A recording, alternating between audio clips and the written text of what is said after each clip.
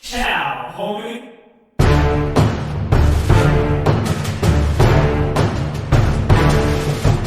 Before we get started with today's topic, I want to tell you about TubeBuddy, the best plugin for Chrome to get advanced analytics, keyword explorers, a thumbnail generator, health reports, bulk processing, and a whole host of other features for those of you YouTubers looking to slash all of your administrative time and become really efficient with putting out quality video. I put a link in the description below. Check them out. They have a free version and a ridiculously cheap upgrade to the Pro version. It was $9 a month last time I checked. So check out and enjoy TubeBuddy. So now on with today's topic.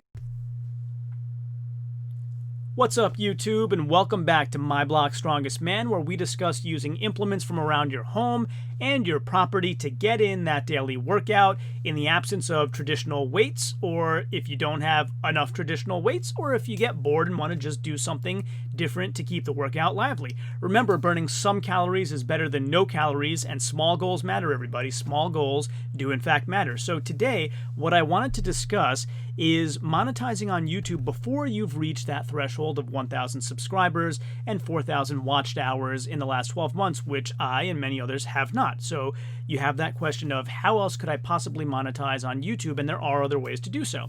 So today I want to talk about merchandise or t-shirts. And so the two main competitors that I've come across online are Teespring and Spreadshirt. And so let's go over to my channel here, and as you can see, I'm not at that subscriber threshold, but I have a lot of exciting videos, and I'm making a new video every other day, or posting a new video every other day, 10:30 a.m. Eastern, so you can depend on that. And so there's plenty of opportunity to just show people what I've produced, and not a hard sell, not, hey, go buy this now, but hey, here's a design I've created, which you'll see at the top on my avatar right here. It's a strong man holding up a recliner, right? My channel's all about everyday feats of strength.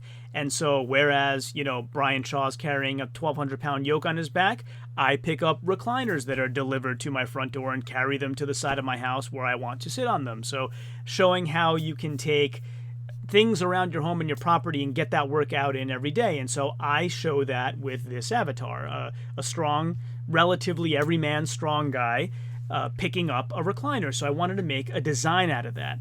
And so this discussion today won't be about all the specifics on how you draw that. I'll make another video about that as well. But what I will say is most people that I've heard of on YouTube are using something from the Adobe suite to create designs like that. And as far as I'm aware, in the absence of, trial periods or whatever, Adobe is somewhat pricey. So I just looked up, hey, what's the best free design tools for a t-shirt logo? And GIMP inevitably keeps coming up. Like, everybody talks about GIMP as a great open source alternative to the Adobe tools. So I tried it, and this is no shade on GIMP at all. It's shade on me, if anything. Like, maybe I'm just not up to the caliber of being able to understand how to use it, although I do work in software for a living. But I looked at the GIMP interface and honestly didn't even know where to begin. Like, whereas this is going to sound like a weird comparison, but with Microsoft Paint, and it's a weird comparison because Paint has like 0% of the features of something like GIMP, but with Paint, I go click on a color and a fill tool and I fill, like everything's obvious. So in something like GIMP, it just seems like it's so powerful that not everything is obvious on how to do it.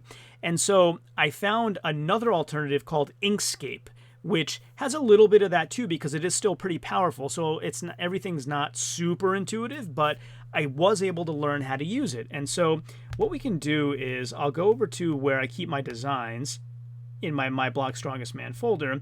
And if we open up this one, let's sort this by date modified descending, and then we can look for PNGs, because that's what you end up doing. You end up saving your design as a PNG with a transparent background. That's what you want to do, so it will be, look okay on any shirt. So I just opened it up in Paint real quick just to show you what it looks like, and we'll reduce that. So that's the logo, right? And so how did I create that? Well, let's open up Inkscape and I'll show you how that works.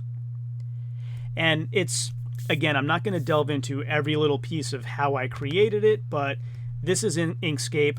I happen to have downloaded onto my computer lots of free fonts above and beyond what Windows comes with, so I have a lot of fancy font options, and that's how I came up with the My Block Strongest Man logo. So for example, if I do this and you look at my fonts here, like I have this Romantiques, I have a lot of different here. You can see them on the right, Sentinel, and like a bunch of different fancy fonts that you can use here.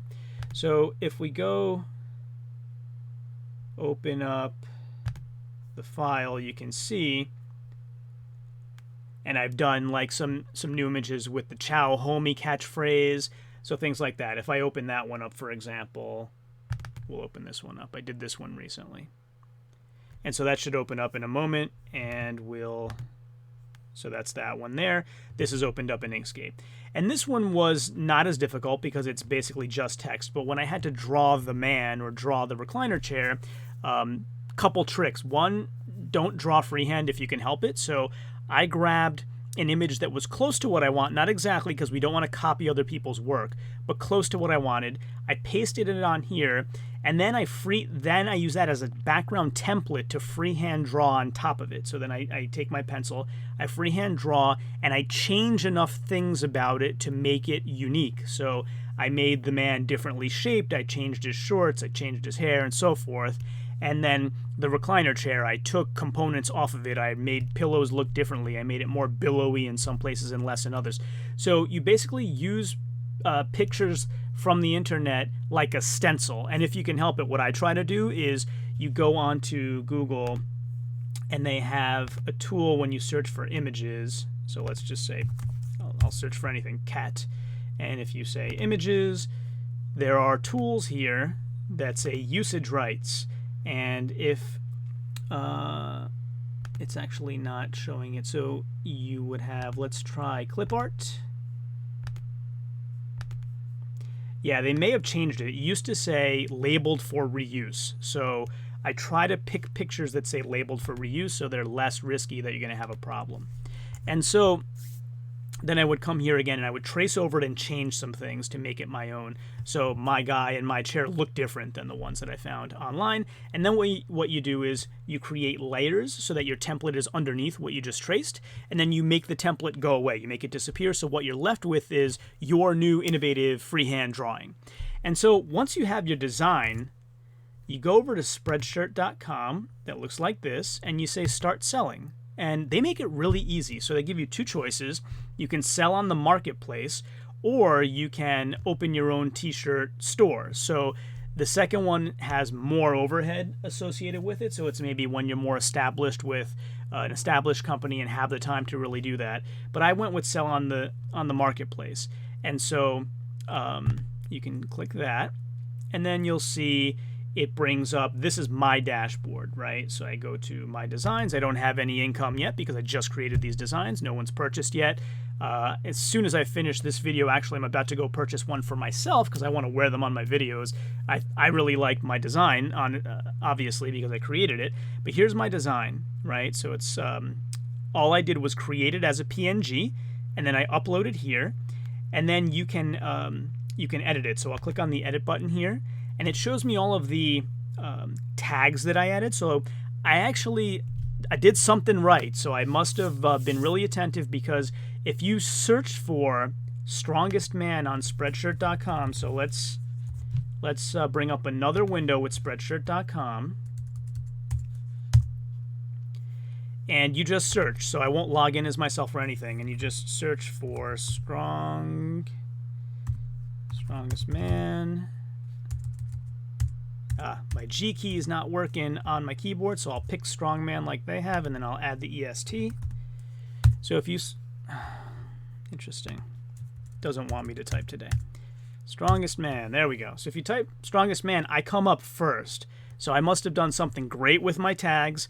You know, all I can say is be attentive to your tags. Add all of the keywords that you think are relevant to what you think people will search for in your niche, and that you're using in your descriptions on YouTube, and that you're promoting, right? So like on this video here, if I say I have some merchandise available on Spreadshirt, t-shirts, mugs, all kinds of apparel, bags, and people don't remember what it's called. They'll know my channel is My Blog Strongest Man, so they'll come in here, search for Strongest Man, even if they lose the link, and they can still find it. So I would say try to add tags that match the branding that you're using everywhere else.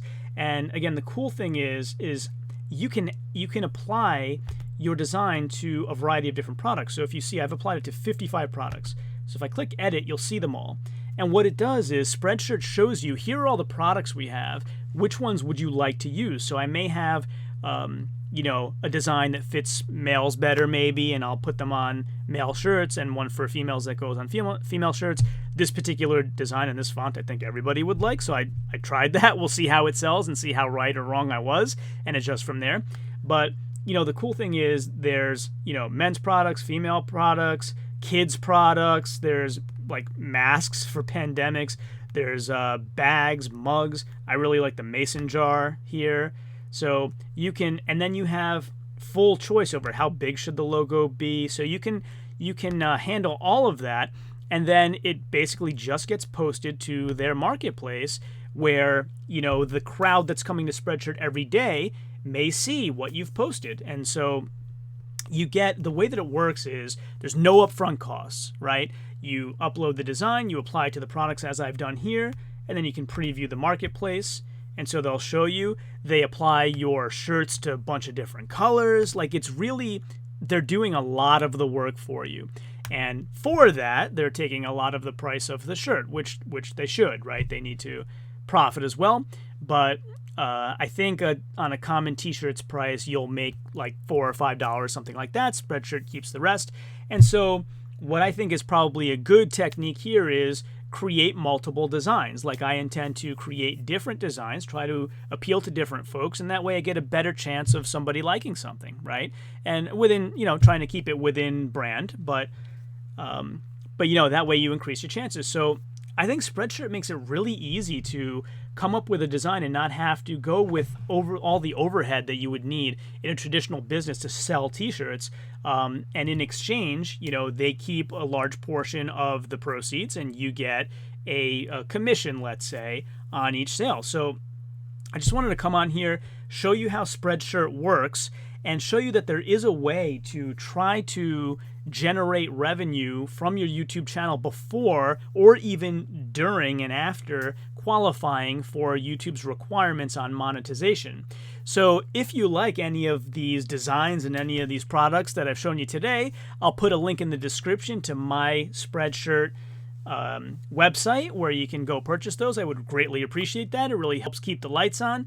And for all you YouTubers out there, I would encourage you to check out Spreadshirt for yourself, you know, especially those of you with some design propensities, like you think you can draw well, either with computer applications or freehand and scan it, whatever the case may be, and give it a shot, right? We all need multiple streams of revenue. So once again, thank you for joining me on My Blog Strongest Man. I really appreciate it. If you haven't yet, hit the subscribe button. Check out TubeBuddy if you haven't yet. Check out my new designs on Spreadshirt. You might like them, who knows? And tell everybody you know about the channel. I really would appreciate that. And as always, until next time, ciao, homie.